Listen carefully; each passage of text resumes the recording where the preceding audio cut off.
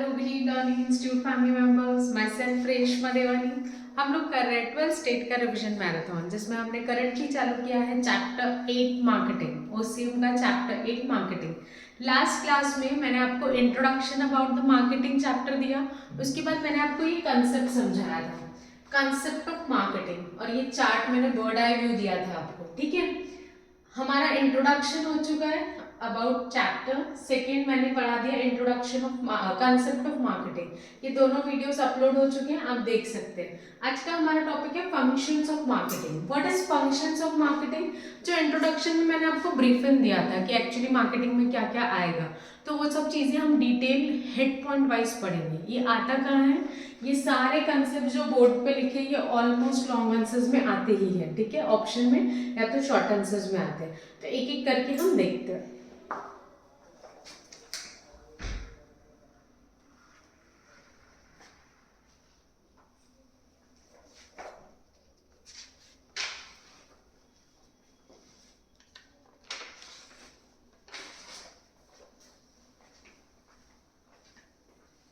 तो चलिए देखते हैं पॉइंट्स क्या क्या है।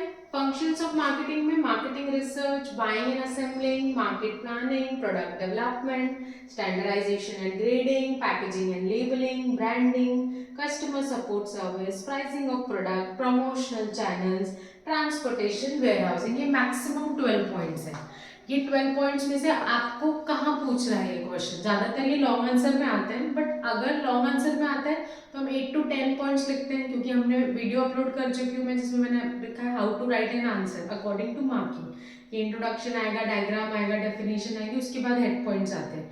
तो आप एक नॉर्मल, अगर आपका 10 मार्क का क्वेश्चन आप सॉल्व कर रहे हो तो उसमें आप 9 से 10 हेड पॉइंट्स भी लिखे तो चलता है, क्योंकि आप ऊपर का कंटेंट लिख रहे हैं। बट अगर सिर्फ हेड पॉइंट्स ही लिख रहे हैं आंसर में, तो फिर आपको 10 से 12 हेड पॉइंट्स एटलीस्ट लिखने चाहिए, क्योंकि एक मार्क एक हेड पॉइंट के लिए, तो उससे ज्यादा आपको लिखने। बट सजेशन ये रहेगा कि आपको हेड पॉइंट्स पूरे लिखने हैं, मतलब इंट्रोडक्शन एंड ऑल, उसके अलावा फिर हेड पॉइंट्स लिखने हैं। ठीक है, तो चलिए चालू करते हैं। Marketing research. The marketing research assess the organization to assess the need in the market. Marketing research आसान भाषा में, कोई भी बिजनेस चालू करने से पहले थोड़ी मैपिंग करते हो, तो that is called marketing research. आप कौन सी चीज चालू करना चाहते हो उस हिसाब से रिसर्चिंग एंड ऑल आप करेंगे। Identify the requirement of customer. Customer की क्या रिक्वायरमेंट है? Time of purchase, quantity of their purchase, कौन सी चीज कब खरीदी जाती है। जैसे अगर मुझे लैम्प्स एंड ऑल की डेकोरेशन की दुकान लगानी है, तो दिवाली के टाइम से लैम्प्स एंड ऑल चलेंगे, मैं होली के टाइम लैम्प लेके लगाऊंगी तो चलेंगे कि नहीं? तो थोड़ी रिसर्च करनी होती है ना, कौन सी एरिया में कौन से टाइप के कस्टमर का क्या टेस्ट है, उस हिसाब से मैं वो दुकान लाऊं। और अगर इंडिया में दुकान लगानी है या इंडिया में मुझे कोई सेटअप करना है, तो इंडिया में कौन से फेस्टिवल सेलिब्रेट होते हैं, कौन कौन से डे सेलिब्रेट होते हैं, उस हिसाब से। जैसे फॉरेन में जाके मैं दिवाली के लैम्प की दुकान लगाऊंगी तो वहाँ उतनी नहीं चलेगी ना, क्योंकि वहाँ पे क्रिसमस एंड ऑल ज़्यादा चलता है। तो simple, that is called requirement of the customer. क्या है? टाइम ऑफ परचेज क्या है? क्वांटिटी, कितनी बल्क में होती है। जैसे हम सबको पता है दिवाली में पटाखे and all, lamps and all ज्यादा बल्क और डेकोरेशन का सामान बल्क क्वांटिटी में परचेज होता है, तो उस हिसाब से मैं अपनी दुकान में या जहाँ भी स्टॉक रखूंगी। And the price at which product, price क्या रखना है, आप कौन सी चीज कहाँ बेच रहे हो उसका प्राइस उस हिसाब से होता है। अब बहुत बार देखना शॉप्स में फर्क होता है, वही शॉप आपको इतवारी में अलग रेट में गुड्स देगी, वही शॉप धर्मपेट में आपको अलग रेट में गुड्स देगी, क्योंकि जैसी लोकेलिटी होती है उस हिसाब से प्राइसिंग भी की जाती है। Marketing help the business organisation to take the decision on the marketing of product and services. तो प्रोडक्ट एंड सर्विसेज की मार्केटिंग के लिए हमको क्या मदद करता है? ये मार्केटिंग एनालिसिस हेल्प करता है कि डिसीजंस कैसे लेना। तो सिंपल सा था, मार्केटिंग रिसर्च में आप बस यही देखेंगे कितनी क्वांटिटी कौन से प्लेस पे कौन से समय पे कहाँ कैसे बेचनी है, दैट इज कॉल्ड मार्केटिंग। ये उसके कीवर्ड्स में, जैसे मैं आपको एग्जाम टिप्स में बताई, कीवर्ड अंडरलाइन करना। तो अभी जो हमने हेड पॉइंट पढ़ा उसमें कीवर्ड्स होंगे, identify the requirement of customer, time of purchase, quantity of their purchase and the price at which product is purchase. तो ये होंगे कीवर्ड्स जिसको आप हाईलाइट कर सकते हैं एग्जाम में। Next, buying and assembling.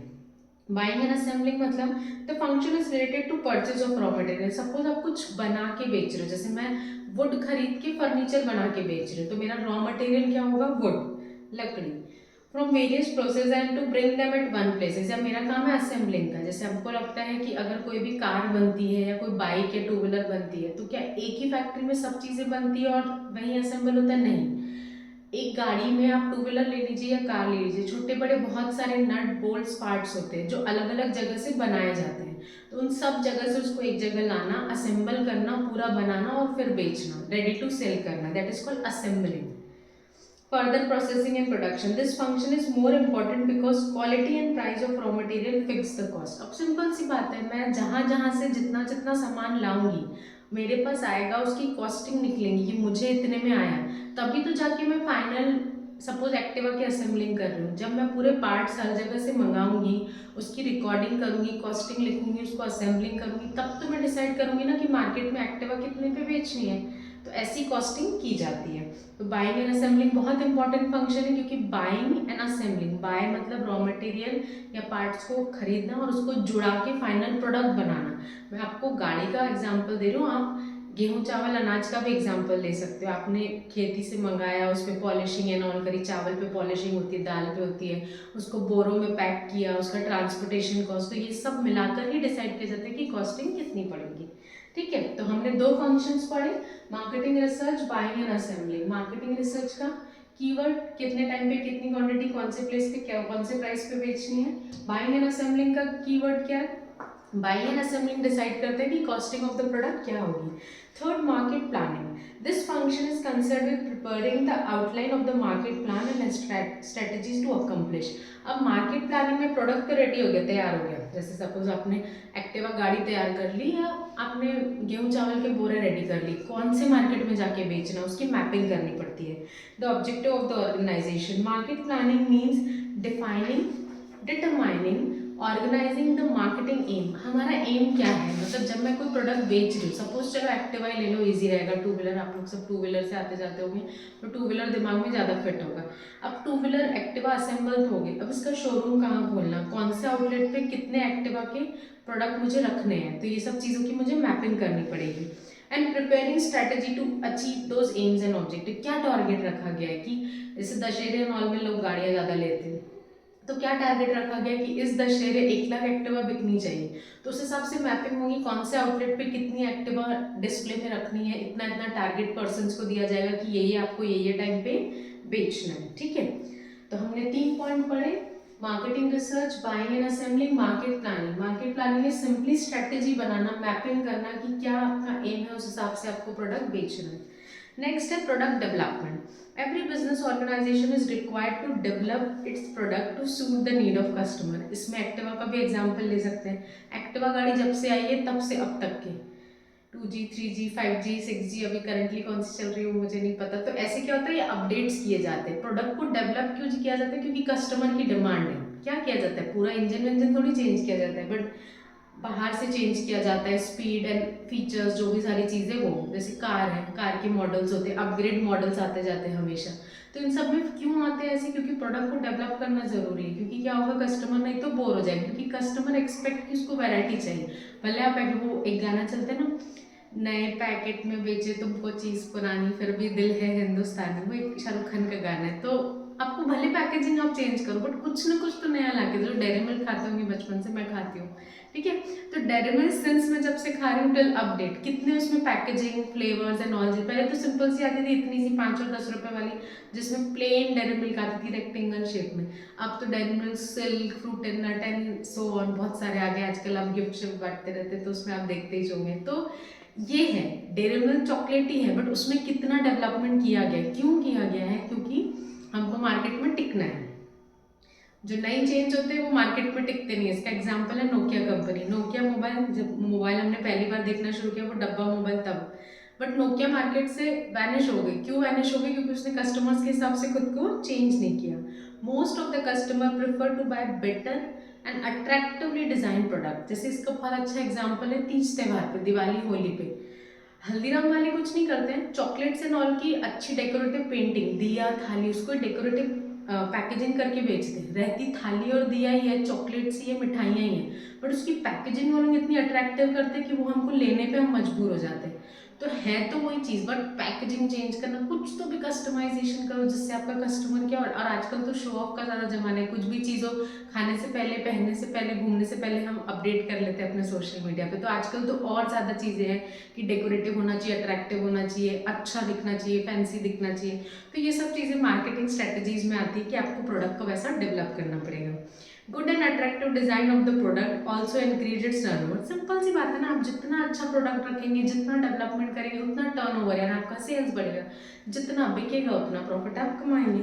Product development is ongoing. कोई भी कंपनी शांत नहीं बैठ सकती है। रिलायंस बोल दो, टाटा कंपनी, ये बड़े बड़े ब्रांड्स हैं, हल्दीराम, बचपन से अब तक हम देखते आ रहे हैं और सालों साल हमारे भी बच्चे देखेंगे, बट स्टिल वो पैकेजिंग एंड ऑल चेंज करते रहते हैं। डेयरी मिल्क मैं बचपन से खा रही हूँ, अभी भी हमारे बच्चे भी खा रहे हैं। तो ये सब चीज़ें क्यों चेंज हो रही है? अगर बिक रही है तो फिर भी क्यों चेंज हो रही है? चेंज हो रही है तभी बिक रही है। चेंज होना ज़रूरी है, क्योंकि चेंज होगा तभी कस्टमर्स उस हिसाब से अट्रैक्ट होंगे, क्योंकि हर जनरेशन अपने टेस्ट एंड प्रेफरेंसेस के हिसाब से आती है। तो प्रोडक्ट को हमेशा लाइफ लॉन्ग, अब जब तक मार्केट में आपको चेंज करना ही पड़ेगा। फिर आप गाड़ी बेचो, साइकिल बेचो, सुई बेचो, चॉकलेट बेचो, कपड़े बेचो, एनीथिंग, आप कुछ भी बेच रहे हैं, आपको उसमें चेंजेस लाना ज़रूरी है। Due to changing needs and preferences of the customer, क्योंकि हर टाइम कस्टमर्स चेंज हो रहे हैं, प्रेफरेंसेस चेंज हो रहे हैं, तो ये सब चीज़ों के लिए आपको चेंज होना ज़रूरी है। तो product development is simple, product में चेंजेस लाना ज़रूरी है, और ये लाइफ लॉन्ग प्रोसेस है। आप जो भी बिजनेस में टीचिंग पैटर्न देख लो, पहले कितनी सिंपल टीचिंग होती थी। सोचा था कि किसी ने कि कोई ऑनलाइन ऐसे मोबाइल पे पढ़ाएगा और यूट्यूब पे अपलोड किया जाएगा और आप लोग ऐसे घर बैठे देखेंगे। पहले का तो सिंपल प्रोसीजर था, बैग उठाना, अपनी साइकिल उठाना और जाना ट्यूशन में जाके पढ़ना। आजकल को क्या, आजकल तो आप लोगों को 7th 8th से 2 व्हीलर चाहिए रहती है। उसके बाद आप लोगों को क्लास में अगर कुछ चीज़ें मिस हो गई तो हमको वो ऑनलाइन वीडियोस चाहिए, ऐप होने चाहिए, कुछ हमारा मिस हो गया तो हम देख लें। ये सब किसी ने सोचा था कि नहीं सोचा था, बट आजकल के बच्चे अपडेटेड हैं, तो उनके हिसाब से हमको क्या करने पड़ते, चेंजेस करने पड़ते हैं। चेंजेस अच्छे होते हैं, क्योंकि चेंजेस आते हैं तो उससे हर कोई सीखता है, ठीक है। तो हमने पॉइंट्स पढ़े फंक्शंस ऑफ मार्केटिंग में, marketing research, buying and assembling, market planning, product development. अब ये 2 पॉइंट्स बड़े हैं, standardization and grading and packaging and labelling. इस पे हमको जस्टिफिकेशन भी आता है, या तो बेटा अलग से 5 मार्क का आंसर पूछता है, तो ये मैं आपको सबसे लास्ट में पढ़ाऊंगी, या हो सके तो फंक्शंस ऑफ मार्केटिंग में 2 पार्ट में अपलोड करूंगी, ठीक है, ताकि वीडियो एकदम ज़्यादा लेंदी नहीं हो। तो ये 2 पॉइंट छोड़ देते हैं, हम यहाँ से आगे का पढ़ते हैं, फिर ये 2 पॉइंट का डेडिकेटेड में वीडियो बना लूँगी। अब ब्रांडिंग, प्रोडक्ट बहुत अच्छा बनाया, उसमें आप चेंजेस भी करो, ब्रांडिंग होना जरूरी है ना। जब तक लोगों को पता ही नहीं कि रेशमा देवानी नाम की क्लासेस है, बिलीव लर्निंग इंस्टीट्यूट नाम की क्लास है, तो कोई कैसे आके वो देखेगा और पढ़ेगा। तो सिंपल है, कुछ भी बना रहे हैं, बेच रहे हैं, तो उसकी ब्रांडिंग बहुत ज़रूरी है। Give a distinct name to the product, आपके प्रोडक्ट का अलग नाम होना चाहिए, क्योंकि हम ही पैदा होते तो हमको एक नाम दिया जाता है ना, ए आई ऐसे करके तो नहीं बुलाया जाएगा। तो प्रोडक्ट को भी आइडेंटिटी देना जरूरी होता है। जब भी आप कोई बिजनेस चालू करें तो उसका कुछ नाम रखना होता है, आपका कंपनी का कुछ लोगो रखना होता है, उस लोगो को या उस नाम को भी बोला जाता है ब्रांडिंग। अब brand which is registered is called trademark. अब जैसे बड़ी बड़ी कंपनीज है जिनको लगता है कि हमारा लोगो, हमारा ब्रांड नेम, जैसे हल्दीराम ट्रेडमार्क किया हुआ है, BMW का साइन है, ऑडी का साइन है, ये सबके जो सिम्बॉल्स है, और ऐसे n नंबर ऑफ एग्जाम्पल, इन सबको क्या किया गया, ट्रेडमार्क करा गया, पेटेंट करा गया। मतलब हम वो कॉपी करके अपनी कार में नहीं लगा सकते, हम वो नाम चुरा के, मैं अपने इंस्टीट्यूट का नाम हल्दीराम नहीं रख सकती हूँ, मैं अपनी कंपनी का नाम रिलायंस नहीं रख सकती हूँ। ये सब क्या है, ट्रेडमार्क एंड पेटेंट है। तो ये चीज़ होती है, ब्रांडिंग इसलिए ज़रूरी है क्योंकि अगर आपको बड़ा बनना है तो आप जितने बड़े बनोगे उतने लोग आपको इमिटेट करेंगे, कॉपी करेंगे, तो आपको ब्रांडिंग को रजिस्टर्ड कराना ज़रूरी होता है। It gives separate identity. अच्छी भी बात है ना, ब्रांडिंग होती है तो भले टाइम लगता है। जैसे हल्दीराम की स्टोरी सुनी होगी, तो हल्दीराम एक छोटे से टेबल से चालू हुआ था, टेबल पे कढ़ाई रख के उन्होंने चालू किया था बनाना, भुजिया सेव तलना। तब उनका एक ही प्रोडक्ट चलता था, जो नागपुर के उनको पता होगा, वो इतवारी से चालू हुआ था। इतवारी एक जगह है नागपुर में जहाँ से हल्दीराम स्टार्ट हुआ था। आज all over the world Haldiram चल रहा है। तो उस छोटे लेवल से उन्होंने चालू किया, बट नाम तो रखा ना। आप भले छोटे से चालू करो, कभी ना कभी तो बड़े होगे ना। तो आइडेंटिटी रखना जरूरी है, क्योंकि जब आप बड़े होंगे तो वो आइडेंटिटी के साथ आप बड़े होंगे, ठीक है। It gives separate identity and recognition among the customers, which help to expand business and increase broad awareness तो सिंपल है, आप जब नाम रखेंगे तो उस नाम से पहचाने जाओगे और लोगों को इजी रहेगा रिकॉग्नाइज करना। जैसे आप और मैं बेकरी में जाते हैं तो बहुत सारे पैकेट्स पड़े होते हैं, बट हमको पता होता है ना कि हमको हल्दीराम का भुजिया सेव चाहिए, तो वही हल्दीराम का दिमाग में होता है ना कि हल्दीराम लिखा होगा, उसकी पैकेजिंग ऐसी होगी। तो जो भी चीज़ है आपको जो चाहिए उसकी पैकेजिंग देख के उसके नाम से आप वो चीज़ मांगते हो, इसलिए नाम होना ज़रूरी है, ब्रांडिंग होना बहुत ज़रूरी है। Next, customer support service. एक अच्छा बिजनेसमैन हमेशा कस्टमर की सपोर्ट सर्विसेज अटेंटिव रखता है, क्योंकि आपको ऐसा नहीं कि प्रोडक्ट बिक गया और चल गया। आप जितनी अच्छी सर्विसेज देंगे उतने कस्टमर्स एग्जिस्टिंग तो आएंगे और प्रोस्पेक्टिव कस्टमर, नए कस्टमर्स को भी आप अट्रैक्ट करेंगे। The business organization must take every possible steps to render support services. जितनी आप कोई भी बिजनेस ले लो ना, आप टेलीकम्युनिकेशन में हो, आप इंटरनेट सर्विसेज में हो, आप फर्नीचर बना रहे हो, आप कपड़े बेच रहे हो, हर चीज़ में सर्विसेज लगती है। It increases customer loyalty toward. आप जितनी अच्छी सर्विस देंगे कस्टमर उतना दोबारा आपके पास आएगा। The customer support service include, सब कुछ आता है, बेचने के पहले आफ्टर सेल सर्विस। जैसे कोई कस्टमर इलेक्ट्रॉनिक प्रोडक्ट देखने आया दुकान पे, तो पहले आपने उसको अटेंड कैसे किया, रूडली किया क्या? क्योंकि बहुत बार होता है इलेक्ट्रॉनिक्स गुड्स जब हम लेते हैं, वॉशिंग मशीन, टीवी, जो भी चीज़, उसको 4 बार पहले 4 दुकानों से देखते फिर लेते हैं।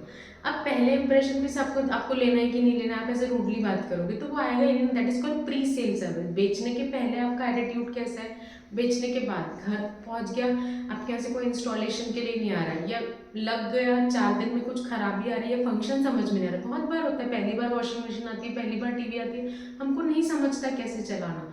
तो ये सपोर्ट सर्विसेज बहुत ज़रूरी है देना, क्योंकि आप सपोर्ट सर्विसेज दोगे तो आज जिसने फ्रिज खरीदा है कल वो टीवी भी खरीदेगा, कल वो कोई और चीज़ भी खरीदेगा। अगर आपने एक चीज़ में उसको अच्छी सर्विस दी तो दूसरी चीज़ें भी वो आपसे खरीदेगा, वो आपका लॉयल कस्टमर रहेगा। कस्टमर लॉयल्टी बिजनेस की लैंग्वेज में होता है कि वो रिपीटेडली आपकी शॉप से आके आपके प्रोडक्ट्स खरीदेगा। That is called customer loyalty.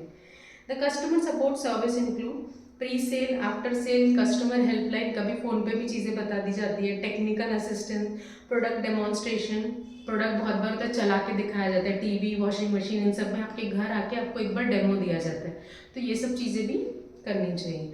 It facilitate organization to get increase and retain the customer. Get customer मिलेंगे, रिटेन सस्टेन हो और इंक्रीज कस्टमर बढ़ाने में भी आपको ये मदद करते हैं। तो in short customer support services मतलब अपने कस्टमर्स को रिटेन रखने के लिए, हमेशा के लिए अपना कस्टमर बनाने के लिए आपको उतनी अच्छी उसको सर्विसेज देनी होती है, प्रोडक्ट खरीदने के पहले भी, प्रोडक्ट खरीदने के बाद भी।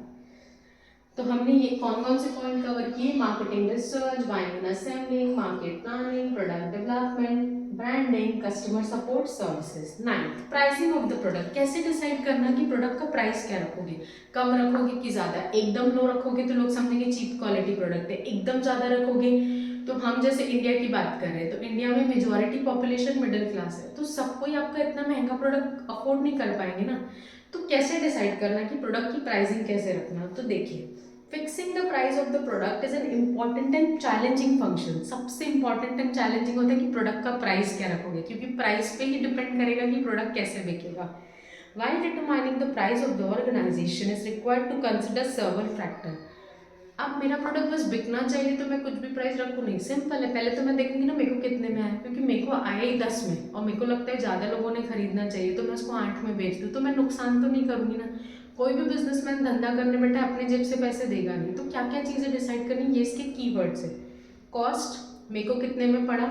डिजायर्ड प्रॉफिट, मैं कितनी मार्जिन एक्सपेक्ट करती हूँ। प्राइस ऑफ द कॉम्पिटिटर, मेरा कॉम्पिटिटर वो चीज़ कितने में बेच रहा है, etcetera. The price fix should neither, इसको अंडरलाइन कर लेना जब भी आप पेपर में लिखेंगे। The price should neither be too high, एकदम हाई नहीं होना चाहिए, विच में लूज कस्टमर, क्योंकि ज़्यादा महंगा रखोगे तो ज़्यादा कस्टमर्स आएंगे। नॉट टू लो, एकदम सस्ता भी नहीं रखे, which compel the organisation to incur loss, कि इतना भी सस्ता मत बेचो कि तुमको तुम्हारे जेब से पैसे देने पड़े। 10 रुपये का प्रोडक्ट तुमको आया, तुम 8 में बेच रहे हो, तो तुम लॉस पे तो बिजनेस करोगे नहीं, फिर that is not called business, की वो बिजनेस नहीं होगा ना। क्योंकि बिजनेस तो वही है जिसपे मैं 4 पैसे जोड़ के प्रॉफिट कमाऊँ, तभी तो मैं धंधा कर रही हूँ ना। तो सिंपल सी बात है, प्राइसिंग ऑफ द प्रोडक्ट के कीवर्ड्स है। प्राइसिंग ऑफ द प्रोडक्ट में इंपॉर्टेंट डिटर्मिनेंट्स होते हैं कि कॉस्टिंग कितनी पड़ी, मेरे कॉम्पिटिटर का प्राइस कितना है, मेरा प्रॉफिट कितना मैं एक्सपेक्ट कर रही हूँ। नेक्स्ट, नाइन तो ज़्यादा हाई होना चाहिए प्राइस, नाइन तो ज़्यादा लो होना चाहिए।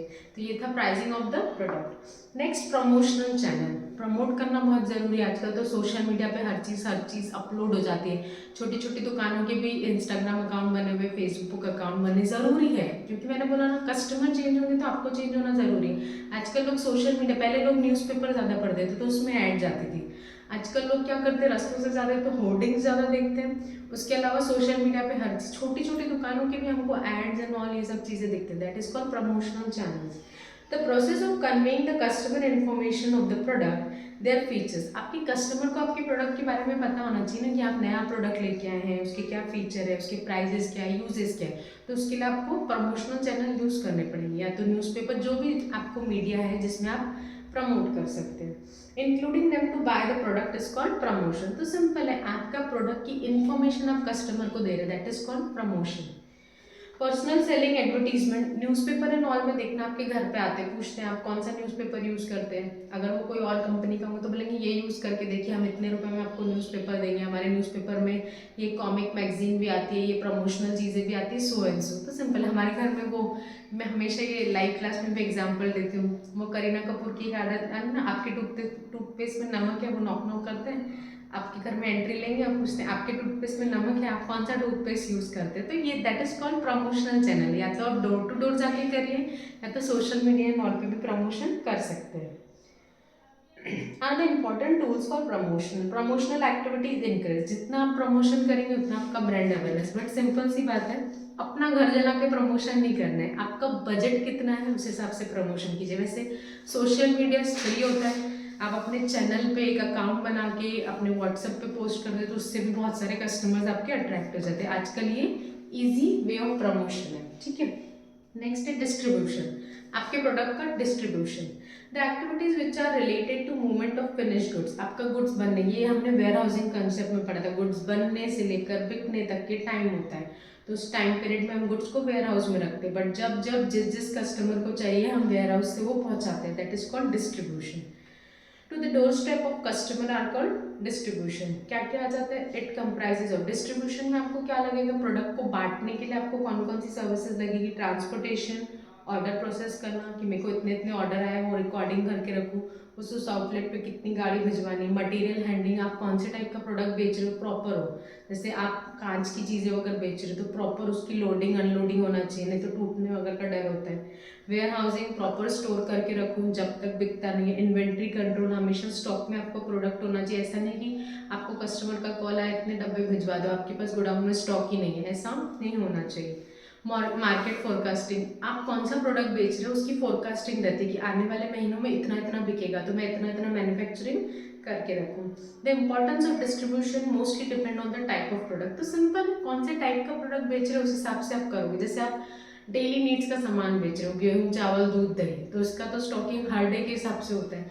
बट आप ओकेजनल चीज़ें बेच रहे हो, डेकोरेशन की चीज़ें बेच रहे हो, पटाखे बेच रहे हो, पूजा का सामान बेच रहे हो, जो भी चीज़ें जो ओकेजनली बहुत लगती है, जैसे गणेश जी की मूर्तियाँ हो गई, लक्ष्मी जी की मूर्तियाँ हो गई। इसके अलावा ओकेजनल जो हमको चीज़ें लगती है, जैसे नए ट्रेंडिंग क्लॉथ्स होते हैं एथनिक एंड ऑल, ये शादी सीजन में, दिवाली सीजन में बिकते हैं। तो कौन से टाइप का प्रोडक्ट आप बेच रहे हो उस हिसाब से आप ब्रांडिंग करोगे, या उस हिसाब से स्टॉकिंग रखोगे और डिस्ट्रीब्यूशन करोगे। नेक्स्ट, ट्रांसपोर्टेशन, ये डिस्ट्रीब्यूशन से रिलेटेड है। The physical movement of product, raw material. Transportation मतलब प्रोडक्ट को, रॉ मटेरियल को एक जगह से दूसरी जगह पहुंचाना। It create place utility. Place utility economics का कंसेप्ट है, जिस जगह पे जब चाहिए उसको पहुंचाने का काम ट्रांसपोर्टेशन करता है, that is called place utility. Warehousing, ये हम पूरा टॉपिक पढ़ चुके हैं तो उसको ज़्यादा समझाने की ज़रूरत नहीं है। वेयर हाउसिंग मतलब गुड्स को स्टोर करके रखना, जब जितनी जगह जहाँ ज़रूरत पड़ेगी उसको वहाँ पहुँचाना, that is called warehousing. और आपको प्रोसेसिंग करनी है, स्टैंडर्डाइजेशन, ग्रेडिंग, तो ये सब चीज़ें भी आप क्या कर सकते हैं, वेयर हाउस में कर सकते हैं। तो मैंने आपको क्या समझाया, हमने टॉपिक पढ़ा फंक्शंस ऑफ मार्केटिंग। इसमें मैंने आपको पॉइंट्स कवर किए, marketing research, buying and assembling, market planning, product development, branding, customer support service, pricing of product, promotional channel, transportation, warehousing. Hope so आपको समझा। कुछ भी डाउट्स हो आप कमेंट कर सकते हैं, मैसेज करके पूछ सकते हैं। अब ये दो टॉपिक पे मैं डेडिकेटेड वीडियो आपको अपलोड करती हूँ, क्योंकि टॉपिक लेंदी है तो पूरा ये वीडियो अपलोड हो जाएगा। तो जो भी फंक्शंस ऑफ मार्केटिंग देख रहे हैं वो दो पार्ट में देखिएगा। Thank you so much.